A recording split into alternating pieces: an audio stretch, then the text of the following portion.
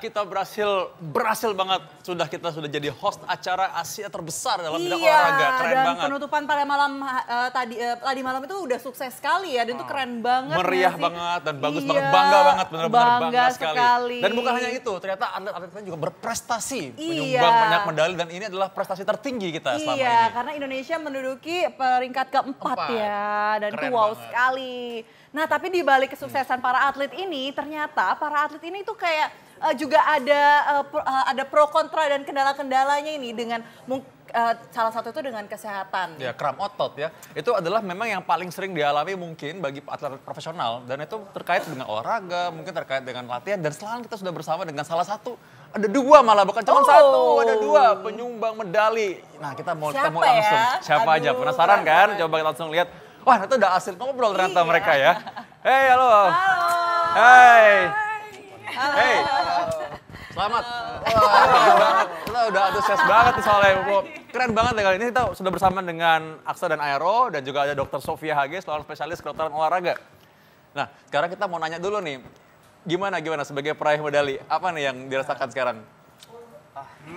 Apa ya?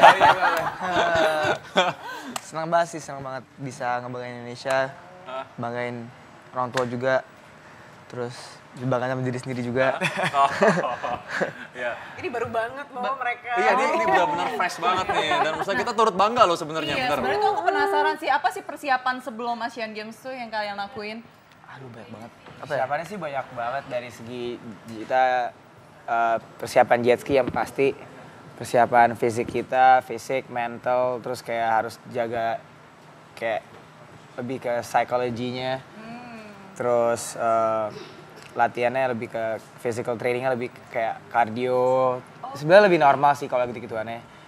Cuman jaga makan yang pasti, jaga makannya sih yang paling berat sebenarnya. Paling berat itu ya. Olahraganya lebih banyak nggak sih kalau Olahraganya bisa jauh, kita persiapan? bisa 2 kali, sehari bisa 2 kali olahraga. Apalagi kayak latihan fisiknya ditingkatin juga atau Iya. gimana? Jadi olahraganya 2 kali, pagi sama kadang malam banget. Wow. Terus Selama 6 bulan. selama 6 bulan, siangnya latihan jet skinya. Oke, dan itu kalau buat aku sih itu over exercise ya, aku langsung tepar. Kalau buat mereka kegiatan sehari-hari. Nah, tadi tuh mengenai olahraga tadi ya. Gimana Dr. Sofia Hage? Memang kalau misalkan kita lagi ada event selanjutnya tuh memang kayak tadi ya memang ya. Latihan lebih berat gitu. Persiapan pasti jauh lebih berat Tapi daripada. nggak khawatir cedera ya maksudnya dengan kayak gitu kan? Ya, makanya sebenarnya kenapa tadi kalau dibilang tuh tadi ada latihan physical trainingnya, kardio, kekuatan otot, itu sebenarnya semuanya tujuannya adalah untuk mencegah cedera. Jadi bagaimana supaya misalkan nih ketika tanding nggak kemudian jadi kram, kemudian ketahanan ototnya supaya tidak mudah lelah, tidak mudah kram juga, tidak mudah cedera dan sebagainya. Nah, kalau misalnya aku penasaran nih untuk Aksa dan Aero, sebenarnya kalau untuk atlet jet ski itu, karena kalau kita lihat kan mengendarai jet ski itu termasuk kayak naik motor ya, dan dibanding beda sama yang lainnya, itu lebih berat atau sama aja rasanya? Lebih berat Sebenarnya. jauh ya. Jauh lebih berat sih. Jauh. Soalnya kita ya? jet ski kita ada ombak kan. Ombaknya itu kayak small vibration ke badan kita yang kayak bener-bener micro yang kita hampir nggak kerasa. Cuman gara-gara gitu karena jadi otot-otot kecil kita yang lebih kepake daripada otot besarnya. Gitu. Nah, kalau misalnya ngomongin otot, pernah ngalamin cedera nggak sih? Kalau misalnya pernah ngalamin cedera itu otot yang paling sering mengalami cedera itu otot apa nih kalau buat kalian berdua? Paling kalau otot cedera. Paling sering apa ya? Betis kira-kira? sih. Betis. Betis, Aku- Oh, arm, kenapa? palm. Aku bulan lalu pas lagi balapan di Amerika, kram. Kram apa? Kram betis. Pas lagi Oh. balapan. Kram juga ya? Itu posisi gimana tuh bisa kram maksudnya? Iya. Lagi berdiri kan lagi berdiri. Hah? Lagi mau finish, terus kram, foto kram. Terus jadi dana pelan-pelan, aduh sakit banget. Terus itu gimana kalau kalian cara mengurangi cederanya itu, kayak untuk menangani cederanya pada saat itu? Pas saat itu nggak Itu tahu diambil pokoknya jadi pakaian es aja sih waktu dia itu. pakai es. Iya. Oh, oke. Pakaian Sama es, stretching. ice stretching. Paling didinginin. Nah, kalau misalnya untuk penanganan seperti itu tuh benar atau nggak sih, Dok? Ya, jadi sebenarnya kalau cedera, kita bicara soal cedera olahraga kan ada macam-macam ya. Ada salah satunya kram, tapi selain itu juga ada tarikan, misalkan ototnya ketarik atau ligamennya yang tertarik atau robek sebagian gitu. Nah, kalau kita bicara soal kram secara spesifik, sebenarnya penanganannya berbeda dengan cedera olahraga yang lain. Kalau yang lain kompres dingin atau dikasih terapi dingin itu sudah bagus. Tapi kalau untuk kram sebenarnya yang paling baik adalah kompres hangat. atau memberikan terapi panas gitu. Nah, jadi biasanya salep yang diberikan itu biasanya, nah mulai, salep yang diberikan biasanya sifatnya yang hangat, bukan yang dingin. Kenapa? Kalau dia dikasih dingin, ototnya makin narik lagi nih. makin Betul. ya.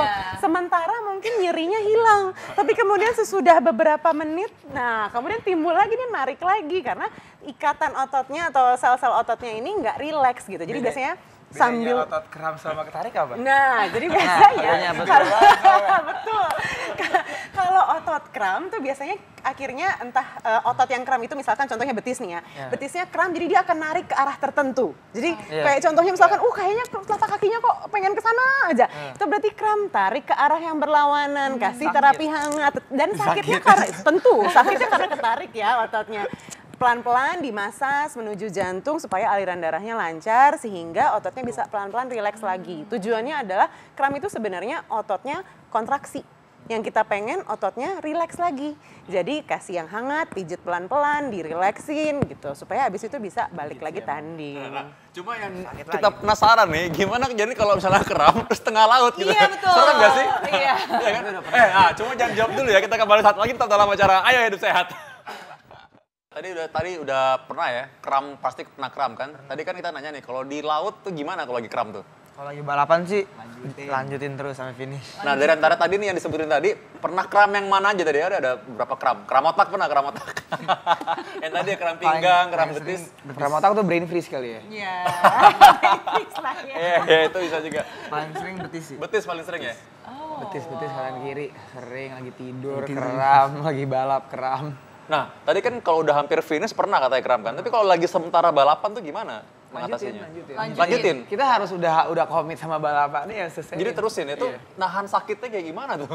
Ya, nahan Udah sakit. lupa ya rasa sakitnya Pernah kayak diangkat ya kakinya? Iya pernah sampai ya adrenalin tetap jalan, kram tetap jalan. Jadi lanjut. Oke, nah kalau misalnya kalian tuh pernah kayak pakai obat-obat kayak balsam atau krim-krim yang lain itu? Enggak? Atau Nggak pernah. Kalau kayak personally I don't like balsam karena bau and dingin jadinya. Cuma Iya. kalau kena AC jadi dingin banget jadi iya, kurang iya, suka. iya.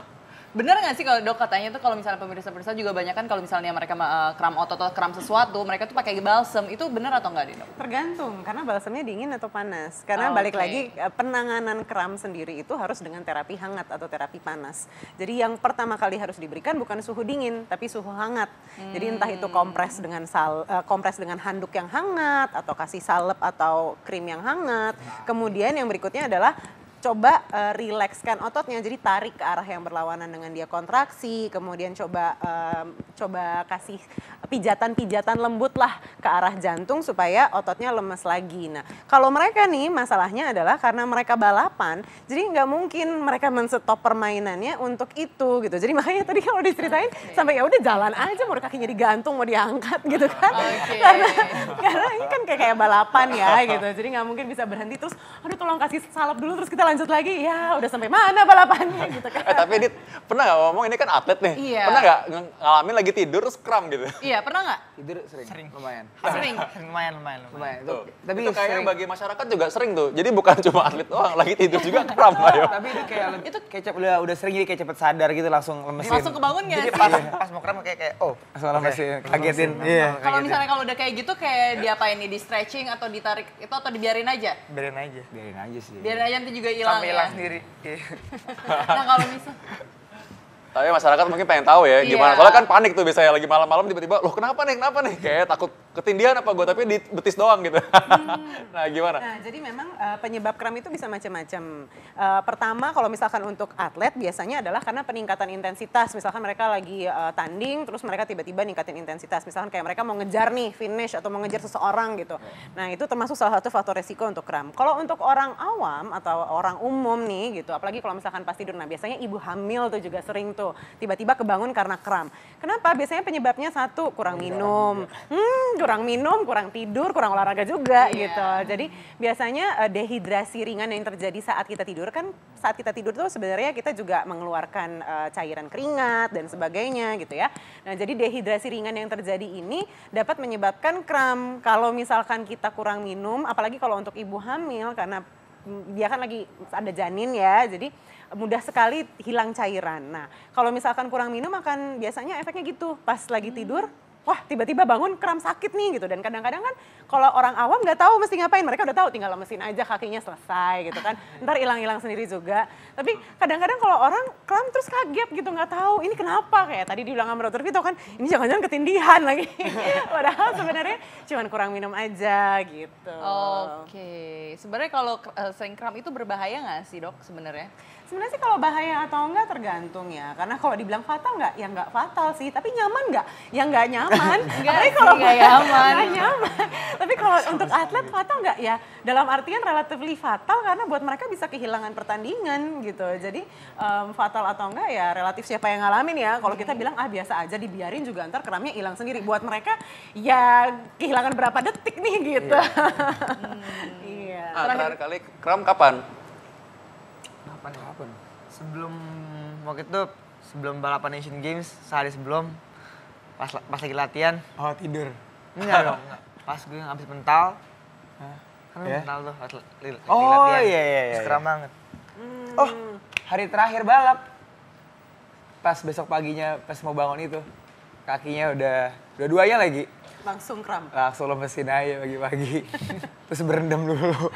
Ya itu bagus sih. Jadi mereka berendamnya air panas atau air dingin. Hangat selalu. Nah jadi kalau direndam juga rendamnya selalu air hangat gitu. Jadi bukan air dingin. Itu sebenarnya kalau kram kayak gitu tuh karena overtrain atau karena makanan yang dikonsumsi itu atau karena apa nih dok?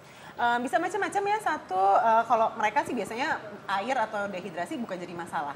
Jadi satu kurang minum. Kedua juga peningkatan intensitas tiba-tiba lagi ini nih tanding terus mereka tiba-tiba ngebut gitu. Yang ketiga juga biasanya cuaca kita juga harus lihat kalau mereka tiba-tiba kena paparan suhu dingin padahal nggak biasa ototnya juga bisa lebih mudah kram. Nah, kalau masyarakat suka percaya gini, Dit, katanya kurang pemanasan katanya juga. Iya, itu juga benar sih sebenarnya. Kurang pemanasan, kurang persiapan. Jadi ototnya nggak cukup hangat sehingga sirkulasi darahnya nggak cukup lancar di daerah itu. Sehingga ketika terjadi peningkatan kapasitas, tiba-tiba intensitasnya naik, ototnya nggak siap. Kontraksi lah dia. Oke, itu benar nggak sih kalau kayak gitu? Iya sih. Tapi ya kita mau pemanasan, cuma pemanasannya lebih kayak kalau stretching kita kan maksudnya kita balap, jadi kita lebih sering kayak lari-lari daripada stretching ya. Kalau stretching, kalau buat kita itu kayak karet tiba-tiba ditarik. Coba kayak karet dingin ditarik, pasti copot kan. Jadi kita lebih kayak pelan-pelan. Jadi kita lebih kayak jalan terus lari daripada kita main stretching yang baru bangun terus stretching, nggak pernah gitu sih. Oh jadi pemanasan kalian kalau jet ski ini, karena jet ski ini terus terang aja kan kita kan pikir tadinya cuma kayak naik motor ya, pemanasannya kayak gimana tuh misalnya? Tetap lebih ke lari kecil, kayak lebih ke kardio kecil sih biar jantungnya tetap ngepumpnya bener, jadi nggak kaget juga pas balap. Tapi kita nggak ada stretching yang angkat-angkat kaki apa semua. Oh gitu, gue pikir kita niru-niruin posisinya kan, biar biasa gitu kan di sana ya. Paling Oh, jadi stretching lari buat malah ya? punggung sih. Stretching buat punggung. Nah itu aman, itu penting banget tuh karena kan mereka duduk terus ya. Duduk terus. Dan abis itu mereka kadang-kadang dari duduk suka berdiri juga kan ya. Jadi otot punggungnya juga harus main dan harus kuat. Jadi berarti upper body penting banget ya berarti ya? Penting banget jet ski. Untuk latihan. Kalau jet ski, kalau kita lagi balap atau latihan, atau orang biasa deh, kita misalnya ke pulau atau kemana, pasti besoknya the whole body sore. Pegel semua pasti. Nah ini setelah Asian Games ini kalian rencananya ada harapan apa nih? Atau mau lanjut lagi turnamen di mana? Lanjut ke World Finals, kejuaraan dunia. Oh, Keren banget, wow, Oke. keren banget. Kita pasti dukung banget ya. Iya, bentar lagi. Satu Oktober loh. Oh bentar lagi, 1 Oktober ya? Oktober. Oh jadi Waktu persiapannya bener-bener langsung dikebut dong? Ini cuman bener-bener break 2 minggu. 2 minggu aja kita cuma nggak bisa makan kayak berantakan banget karena harus agak rapi Tetap juga kan. dijaga ya makannya ya. Ngomong-ngomong sebelum kita bahas soal makanan, mengucapkan terima kasih dulu atas perjuangan kalian. Kita bangga banget sama kalian dan ini kita pamer medali. Tau gak, ini emas perak yang mungkin termahal di dunia, nggak mungkin lo bisa beli. Karena harus dengan usaha dan latihan, bener ya? Oke, terima kasih banget semua udah datang. Terima kasih Dr. Sofia G.